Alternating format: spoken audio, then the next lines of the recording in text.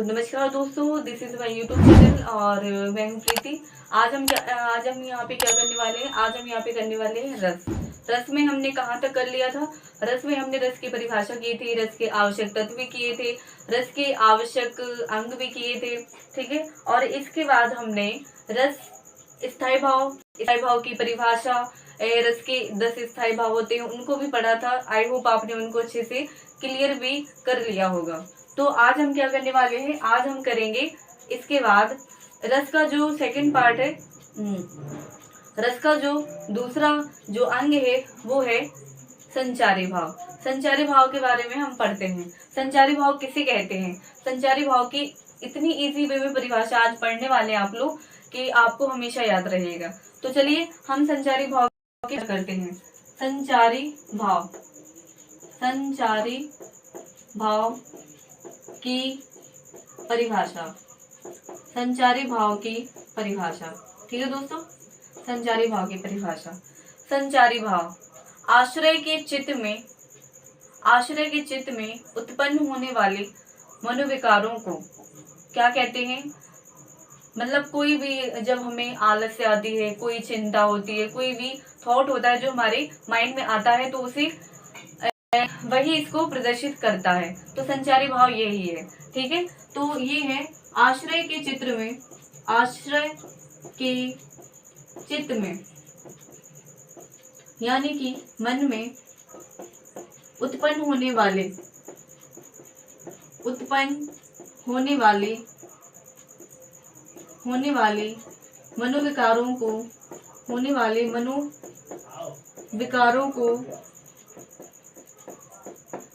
मनोविकारों को हम क्या कहते हैं, को संचारी भाव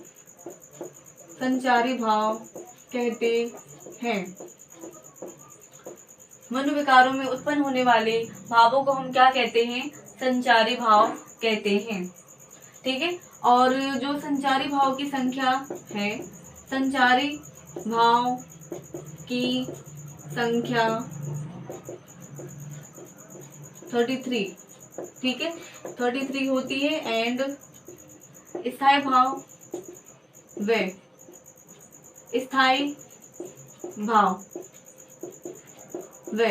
रसों की संख्या कितनी होती है, रसों की संख्या 10 होती है। रसों की संख्या कितनी होती है, 10 होती है। ठीक है। तो आश्रय के चित्त में उत्पन्न होने वाले मनोविकारों को क्या कहते हैं, हम संचारी भाव कहते हैं। संचारी भाव की संख्या कितनी होती है, संचारी भाव की संख्या 33 होती है। और जो स्थायी भाव में रस है उनकी संख्या 10 होती है। ठीक है। इसके बाद चलते हैं रस के कितने अंग हैं, संचारी भाव के कितने, संचारी भाव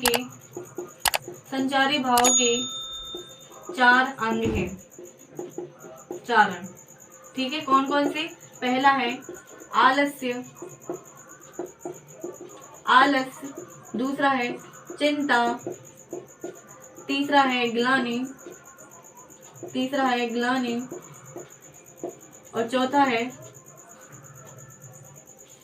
शंका। चौथा कौन सा है दोस्तों, शंका। ठीक है। तो आलस्य, चिंता, ग्लानि और शंका। संचारी भाव के कितने अंग हैं, आलस्य, चिंता, ग्लानि और शंका। ओके। ठीक है। तो ये संचारी भाव की परिभाषा इतनी इजी वे में, आई होप आपको अच्छा लगा होगा। इसके बाद चलते हैं हम कौन से पे, इसके बाद चलते हैं, ये तो आपको समझ में आ ही गया होगा। ठीक है। इसके बाद चलते हैं हम श्रृंगार रस। ठीक है। हमारा जो रस के जो स्थायी भाव है 10, उनके बारे में हम पढ़ते हैं। ठीक है। तो इसके बाद चलते हैं हम विभाव और अनुभाव की परिभाषा की ओर। ठीक है। अनुभाव और विभाव की परिभाषा, ठीक है, उसकी ओर चलते हैं। किसकी परिभाषा की ओर, सबसे पहले चलते हैं हम अनुभाव।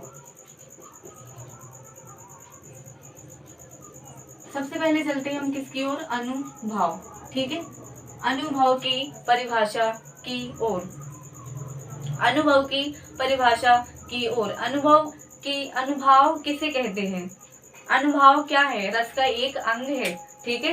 रस के जो 4 अंग है उनमें से एक अनुभाव भी होता है, ठीक है। इसके बारे में हम डिटेल में पढ़ते हैं। चलिए, तो अनुभव के बारे में हम पढ़ते हैं। अनुभव किसे कहते हैं? अनुभव आश्रय की बाहरी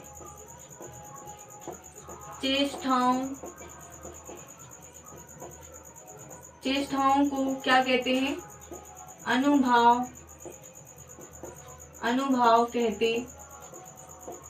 कहते हैं।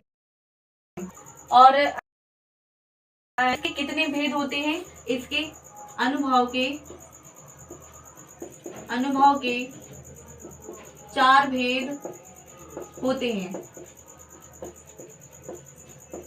इसके बाद है, इसके उदाहरण को देखते हैं। इसके उदाहरण से दोस्तों बहुत ही अच्छा क्लियर हो जाएगा, ठीक है। भालू से भयभीत किसी व्यक्ति का कांपना। कुछ भी जो थोड़ी डेंजरस हो उसको अगर देख के हमारे अंदर जो प्रतिक्रिया होती है, हमारे जो हम देखते हैं जिससे हमें डर लगता है, तो वहां पे क्या है, यानी कि आश्रय की बाहरी चेष्टाओं, यानी कि जो ऑन फेस दिखता है, ठीक है। तो जैसे कि भालू से भयभीत व्यक्ति का कांपना, ठीक है। भालू से भयभीत व्यक्ति का वो क्या दिख रहा है उसमें? वो कांप रहा है, यानी कि बाहरी चेष्टाएं उसकी प्रदर्शित की जा रही हैं। तो यहाँ पे क्या है? अनुभव, ठीक है। इसके बाद चलते हैं हम विभाव की ओर। विभाव की परिभाषा क्या है?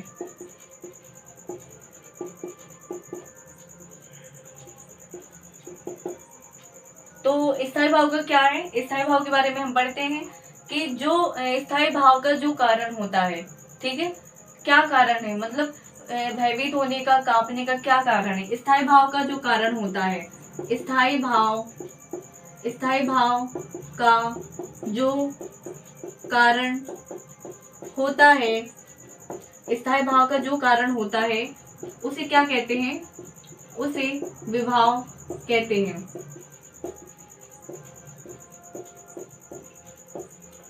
उसे दोस्तों क्या कहते हैं? विभाव, ठीक है।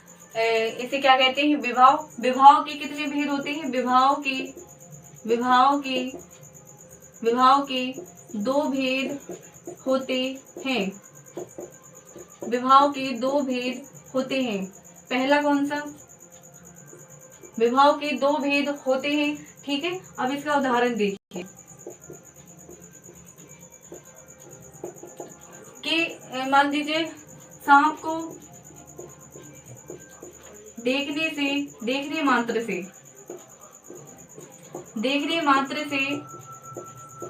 मन में भय या फिर डर का संचार होना, ठीक है, ठीक है। तो दोस्तों हमने क्या किया? अनुभव की परिभाषा के बारे में पढ़ा और विभाव की परिभाषा के बारे में। इसकी डेफिनेशन को हमने बिल्कुल क्लियरिटी के साथ पढ़ा।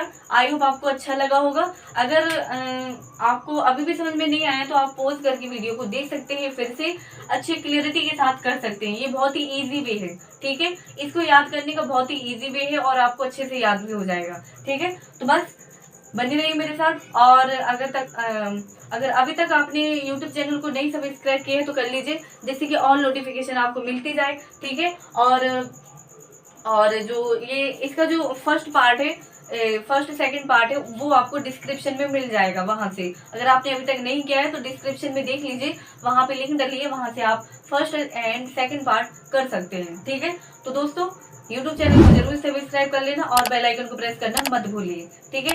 तो और अगर सेशन भी अच्छा लगा हो तो सेशन को शेयर जरूर कीजिए। लाइक कमेंट शेयर बनता है दोस्तों, तो जरूर कीजिए। थैंक यू दोस्तों।